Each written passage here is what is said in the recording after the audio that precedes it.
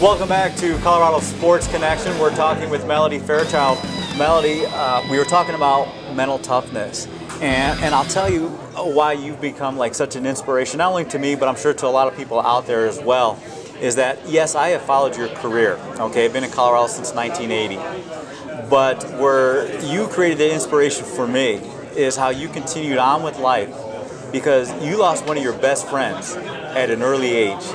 And I can't imagine what it would be like to lose a parent right after high school graduation. And if you don't mind, could you share with us some of the moments that you went through and then how you continued on and battled on? Well, yes. I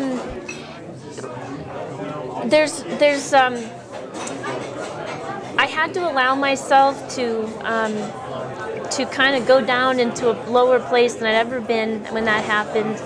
And interestingly enough or not, I had an injury going into my first year of college, and here I had these super high expectations of myself and from others. And you know, knowing what I know now, almost 20 years later,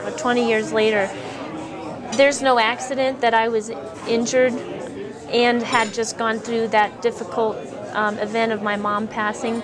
Because I know now that we can't separate our physical from our emotional and mental lives. It's just our body responds. So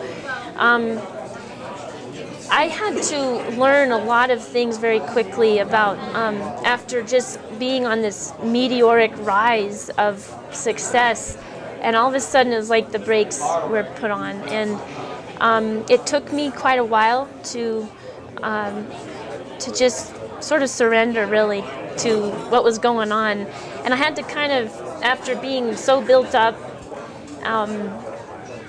let myself break down and then rebuild. And I think now that I'm older, I realize that's kind of a process we all go through in life, just over and over and over again. And it's not as catastrophic as I certainly thought that was at the time, because that was the first dismantling of myself that had happened. So, sure. Yes, it made me mentally tough, and you know, another thing I like to talk to kids about is that it's so important to have a dream, because through all that difficulty, and when my college coach and many people around me probably thought Melody's done,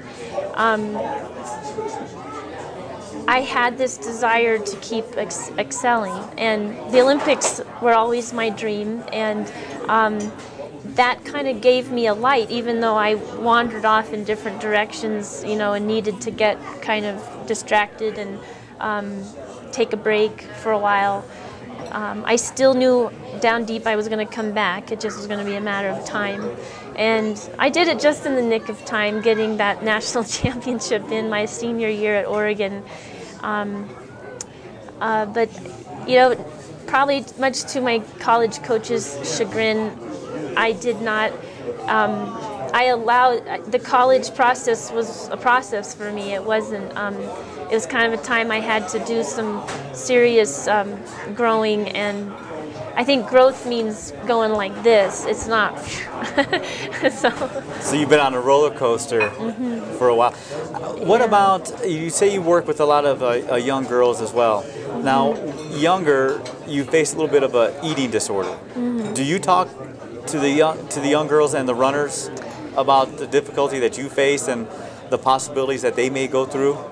I do, yeah. It's a very important thing to talk about to girls in the camp, and it's a hard subject to talk about, but I definitely don't flinch at camp about talking about it, because I know nearly every girl there has flirted with it. And why do you think that is? Peer pressure, or?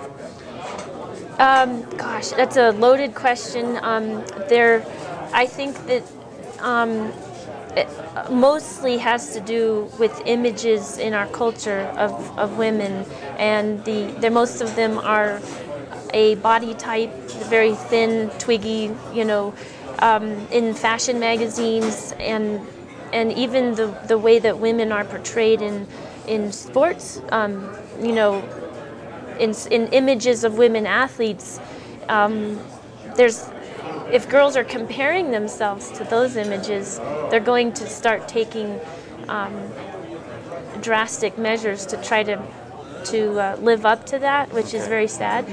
Now, you talked about some dreams. We're going to take a quick break, and when we come back, I want you to share with the people out there some of your future dreams in the field of running. We'll continue our talk with Melody Fairchild right here on Colorado Sports Connection.